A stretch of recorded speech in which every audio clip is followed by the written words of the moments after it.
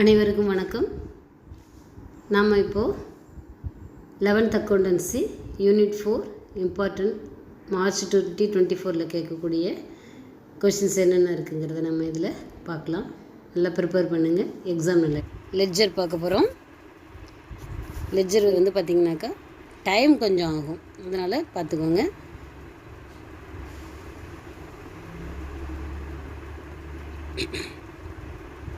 Format பாருங்கள். Ledger அக்கௌண்ட்டோட format first DR போட்டுக்கோங்க. Name of the ledger account. இதில் நீங்கள் வெறுமனே லெட்ஜர் அக்கௌண்ட் போட்டுக்கோங்க. இந்த புக்ஸ் ஆஃப்னு போட்டு டாட்டாக வச்சுட்டு அதுக்கப்புறம் லெட்ஜர் அக்கௌண்ட் மட்டும் போட்டுக்கோங்க. ஃபஸ்ட்டு டேட்டு, பர்டிகுலர்ஸ், ஜேஎஃப்னா ஜேர்னல் ஃபோலியோ, ஜேர்னலோட பேஜ் நம்பர்னு அர்த்தம். அதுக்கப்புறம் அமௌண்ட்டு ருப்பீஸ் கீழே போட்டுருங்க. டேட்டு அதே போல் பர்டிகுலர்ஸ், ஜேஎஃப், அமௌண்ட்டு ருப்பீஸ் போட்டுட்டிங்கனாக்கா ஃபார்மேட் கேட்டாங்கனாக்கா 2 மார்க் ஆர் 3 மார்க்கில் ஏதாச்சும் ஒரு ஃபார்மேட் கேட்குறாங்க, பார்த்துக்கோங்க. நெக்ஸ்ட்டு பார்த்திங்கன்னா 5 மார்க்கில் கேட்கக்கூடிய questions distinction between journal and ledger. ஜேர்னலுக்கும் லெட்ஜருக்கும் உள்ள டிஃப்ரென்ஸு இது ரொம்ப ஈஸியாக தான் இருக்கும். ஏதாவது ஒரு 5 பாயிண்ட்ஸ் படித்து வச்சுக்கோங்க. உங்களுக்கு ஈஸியாக ஞாபகத்தில் இருக்கக்கூடிய ஒரு 5 பாயிண்ட்ஸ் படிச்சுக்கிட்டிங்கன்னா 3 மார்க்கில் கேட்டாங்கனாக்கா 3 பாயிண்ட்ஸ் எழுதுனா போதுமானது. அதுமாதிரி 5 மார்க்ஸில் 5 மார்க் அதிலே சொல்லிவிடுவாங்க, இனி 5ன்னு சொல்லுவாங்க. ஏதாவது 5 பாயிண்ட்ஸ் எழுதுனா போதும். இது ரொம்ப இம்பார்ட்டண்ட்டான கொஷின். ஜேர்னலுக்கும் லெட்ஜருக்கும் உள்ள டிஃப்ரென்ஸ் கொஷின் ரொம்ப ரொம்ப முக்கியமான கொஷின். நல்லா படிச்சுக்கோங்க தியரி கொஷினில். நம்ம இப்போ ஜேர்னல் பார்க்கலாம். இல்லஸ்ட்ரேஷன் 1 பாருங்கள். 5 தான் கொடுத்துருக்காங்க இல்லையா. இது ஜேர்னல் போட்டு லெட்ஜர் போடணுங்கிறனால ஒரு 5 ஆர் 6 அப்படி தான் கொடுப்பாங்க. நீங்கள் ஃபஸ்ட்டு ஜேர்னல் என்ட்ரி போட்டுக்கோங்க, அதுக்கப்புறம் லெட்ஜர் அக்கௌண்ட் போட்டுக்கோங்க. இந்த அக்கௌண்ட்டை பொறுத்தளவுக்கு லெட்ஜர் க்ளோஸ் பண்ணியிருக்க மாட்டாங்க, பேலன்ஸ் பண்ணியிருக்க மாட்டாங்க. எடுத்து எழுதுறது மட்டும் எப்படிங்கிறத மட்டும் சொல்லியிருப்பாங்க. நீங்கள் வீட்டில் ப்ராக்டிஸ் பண்ணும்போது க்ளோஸ் பண்ணி பேலன்ஸ் கண்டுபிடிக்கிற மாதிரி balance carry down balance brought down எழுதுவோம் இல்லையா, அதெல்லாம் போட்டு நல்லா ப்ராக்டிஸ் பண்ணி. இந்த சம் ரொம்ப முக்கியமானது. லெட்ஜரை பொறுத்தளவுக்கு எந்த சம் வேணாலும் கேட்கலாம், எல்லாமே ஈஸியான சம் தான். அதுலேயும் முக்கியமாக செகண்ட் இல்லஸ்ட்ரேஷன் நல்லாவே பார்த்துக்கோங்க. நெசசரி லெட்ஜர் அக்கௌண்ட் மட்டும் கேட்டிருக்காங்க. ஜேர்னல் என்ட்ரி அவங்க கொடுத்துருப்பாங்க, ஓப்பனிங் என்ட்ரி. நம்ம அதுக்கான லெட்ஜர் போடணும். இந்த லெட்ஜர்லேயும் பார்த்தீங்கன்னாக்கா க்ளோஸ் பண்ணியிருக்க மாட்டாங்க. டோட்டல் போட்டு கேரி டவுனு ப்ராட் ஃபார்வர்டு கண்டுபிடிச்சிருக்க மாட்டாங்க. நீங்கள் போடும்போது அதை போட்டு நல்லா ப்ராக்டிஸ் பண்ணுங்கள். இதுவும் அடிக்கடி கேட்குற கொஸ்டின் தான்.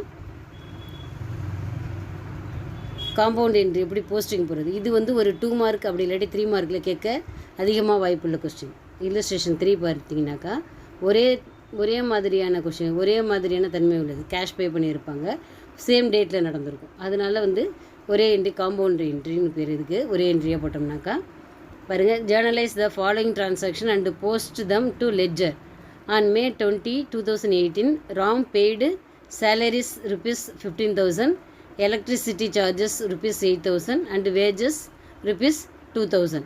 மூணுமே நம்ம கேஷாக பே பண்ணியிருக்காங்க. எல்லாமே எக்ஸ்பென்சஸ் தான்.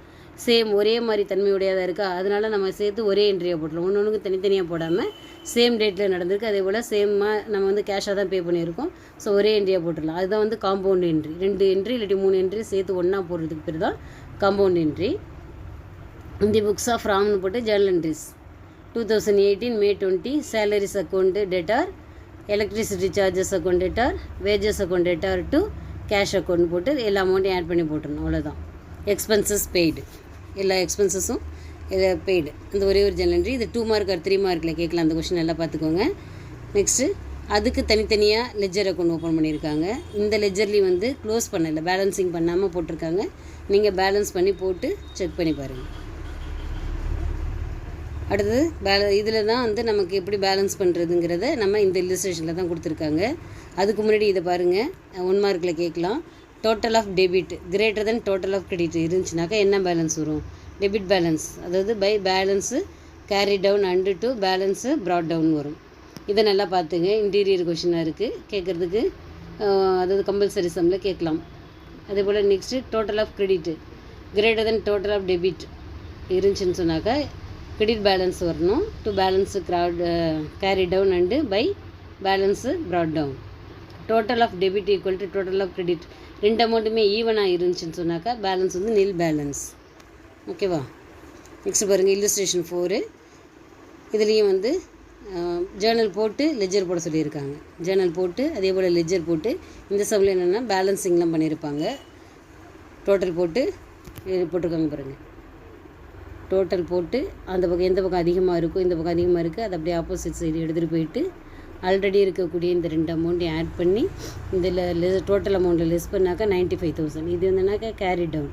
அந்த கேரி டவுன் அமௌண்ட்டை நம்ம இங்கே எடுத்து நெக்ஸ்ட்டு டோட்டல் காலத்துக்கு கீழே நெக்ஸ்ட் மந்தோட ஓப்பனிங் டேட்டில், அதாவது February 1 பேலன்ஸை ப்ராட் டவுன் எழுதி அந்த கண்டுபிடிச்ச தொகை 95,000 போகணும். இதே போல் தான் ஒரு அக்கௌண்ட்டை நம்ம க்ளோஸ் பண்ணிட்டு வரணும். ஓகேவா? பாருங்கள், எல்லா அக்கௌண்ட்டுமே பேலன்ஸ் பண்ணியிருக்காங்க. பேலன்ஸு கேரி டவுன் போட்டு ப்ராட் டவுன் எடுத்து எழுதியிருக்காங்க.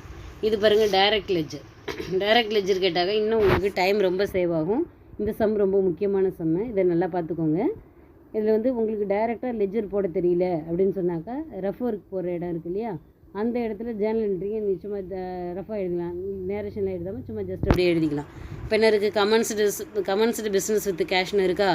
அப்போ நம்ம என்ன செய்வோம், கேஷ் அக்கௌண்ட் டு யார் நேம் கொடுத்துருக்காங்களோ அவங்களுடைய கேபிட்டல் அக்கௌண்ட். இதில் நேம் எதுவும் கொடுக்கல, ஸோ கேபிட்டல் அக்கௌண்ட் போட்டுக்கிறோம். நம்ம அப்போ எங்கே எழுதணுங்கிறது நமக்கு லெட்ஜரில் தெரியும். அதேமாரி குட்ஸ் பர்ச்சேஸ்டு ஃபார் கேஷ், அப்போ பர்ச்சேஸ் அக்கௌண்ட் டு கேஷ் அதை மட்டும் எழுதிக்கிட்டு நீங்கள் அமௌண்ட் அதெல்லாம் போட்டுட்ருக்க வேணாம். டெபிட் இதில் வரும், கிரெடிட் இதில் வரும்னு போட்டுட்டு நீங்கள் அதை பார்த்துட்டு லெட்ஜர் அக்கௌண்ட் ஓப்பன் பண்ணி போட்டுடலாம். டைரக்ட் லெட்ஜர்னால் ஒன்றும் பயப்படலாம் தேவையில்லை, ரொம்ப ஈஸியானது தான். டைரெக்டாக தெரிஞ்சால் போடுங்க, அப்படி இல்லாட்டி சின்னதாக நோட் பண்ணி வச்சுட்டு போடலாம்.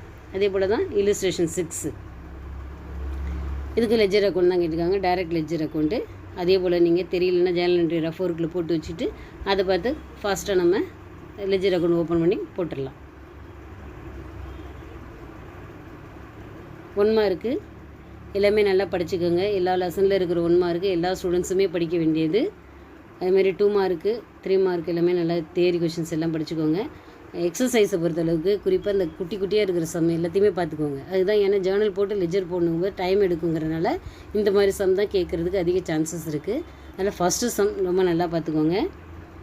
செகண்ட் சம்மும் அதே போல் நல்லா பார்த்துக்கோங்க. ஜேர்னல் போட்டு லெட்ஜர் போட சொல்லியிருக்காங்க. நெக்ஸ்ட்டு பாருங்கள், ஓப்பனிங் அங்கே என்ட்ரி கொடுத்துட்டு நம்ம ஜேர்னல் என்ட்ரி போட சொல்லிவிட்டு வெறும் கேபிட்டல் அக்கௌண்ட் மட்டும்தான் கண்டுபிடிக்க சொல்லி. அடுத்து நெக்ஸ்ட்டு பாருங்கள், இப்போ ஃபர்னிச்சர் அக்கௌண்ட் மட்டும் கேட்டிருக்காங்க. இது 2 மார்க் அப்படி இல்லாட்டி 3 மார்க்கில் கேட்கலாம், அடிக்கடி கேட்கக்கூடிய கொஷின். இது டைரக்ட் லெட்ஜர் மாதிரி தான். ஃபர்னிச்சர் அக்கௌண்ட் மட்டும் ஓப்பன் பண்ணிவிட்டு நம்ம வச்சு போட வேண்டியது. ஓகே, ஃபர்னிச்சர் இன் ஹேண்டுன்னா பேலன்ஸு B/Dன்னு போடணும். ஃபர்னிச்சருங்கிறது அசட்டு, ஸோ டெபிட் சைடில் பேலன்ஸு B/Dன்னு போட்டு அந்த 2000 போட்டுவிட்டு அதுக்கப்புறம் பர்ச்சேஸ் இருக்கிறதுக்கு நம்ம என்ட்ரி போட்டு பேலன்ஸ் பண்ண வேண்டியது தான். அதே போல் தான் இந்த கணக்கும் 5th கணக்கும். இதுக்கு ஜேர்னல் என்ட்ரி போட்டுட்டு எல்லா அக்கௌண்ட்டோட லெட்ஜரும் கேட்டிருக்காங்க. எல்லாத்துக்குமே லெட்ஜர் ஓப்பன் பண்ணி போடணும்.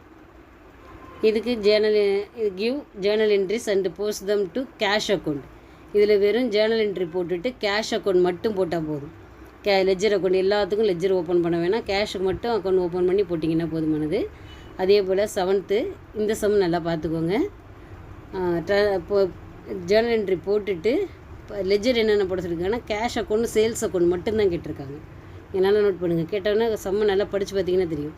Cash account and sales account, வேறு எதுக்கும் நீங்கள் லெட்ஜர் ஓப்பன் பண்ண தேவையில்லை. 2 அக்கௌண்ட் மட்டும் போட்டுட்டு நீங்கள் போட ஆரம்பிச்சிடலாம். ஜேர்னல் என்ட்ரி மட்டும் போட்டுட்டு இது 2 அக்கௌண்ட் மட்டும் போட்டு க்ளோஸ் பண்ணுங்கள். நெக்ஸ்ட் 8th 1, இதுக்கு ஜேர்னல் என்ட்ரி போட்டுட்டு போஸ்ட் தம் டு லெட்ஜருக்கு போடணும். லெட்ஜர் போடணும். எல்லாத்துக்குமே தான் லெட்ஜர் அக்கௌண்ட் போடணும். இதெல்லாம் கேட்டாங்கன்னா மோஸ்ட்லி எதிரில் கேட்டிருப்பாங்க இல்லையா. அடுத்த சம் என்ன கேட்டிருக்காங்கன்னு பாருங்கள். அது ஈஸியாக இருந்தால் அதை அட்டன் பண்ணுங்க, ஏன்னா இதுக்கு ரொம்ப டைம் எடுக்கும். அதனால தான் சொல்கிறேன். வேறு இன்னொரு சம் ஆப்போசிட் சம் உங்களுக்கு தெரியலன்னு சொன்னாக்கா நீங்கள் இதை போடணும். அதே போல் தான் 9th சம்மும் ஜேர்னல் என்ட்ரி போட்டுட்டு நமக்கு லெட்ஜர் அக்கௌண்ட் போட சொல்லியிருக்காங்க. ஜேர்னல் என்ட்ரி போட்டுட்டு லெட்ஜர் அக்கௌண்ட் போடுங்க. அடுத்தது 10th சம் பாருங்கள். இதுவும் ரொம்ப முக்கியமான சம். இதில் கேட்டிருக்காங்க ஆனந்தோட அக்கௌண்ட் மட்டும்தான் கேட்டிருக்காங்க. இது டைரக்ட் லெட்ஜர் மாதிரி ஆனந்தோட அக்கௌண்ட் மட்டும் போட்டால் போதும். ஜேர்னல் என்ட்ரி போட தேவையில்லை. எல்லா அக்கௌண்ட்டுக்கும் நீங்கள் லெட்ஜர் ஓப்பன் பண்ண தேவையில்லை. இதை நல்லா ப்ராக்டிஸ் பண்ணிக்கோங்க. லாஸ்ட்டு 11th சம்மு, இது டைரக்ட் லெட்ஜர். ஆல்ரெடி நான் சொல்லியிருக்கேன் இல்லையா, டைரக்ட் இந்த சம்மும் ரொம்ப நல்லா பார்த்துக்கோங்க. டைரக்ட் லெட்ஜர் கேட்குறதுக்கு அதிகப்படியான சான்சஸ் இருக்குது. ஸோ நீங்கள் ஜேர்னல் என்ட்ரி சைடில் ஒர்க்கிங் பேஜஸில் போட்டுட்டு நீங்கள் அதை பார்த்து லெட்ஜர் ஃபாஸ்ட்டாக நம்ம ஓப்பன் பண்ணி போட்டுடலாம். ஓகே ஸ்டூடெண்ட்ஸ், நல்லா ப்ரிப்பேர் பண்ணுங்கள், நல்லா எக்ஸாம் எழுதுங்க. நெக்ஸ்ட் யூனிட்டு நெக்ஸ்ட் வீடியோவில் பார்க்கலாம். தேங்க்யூ.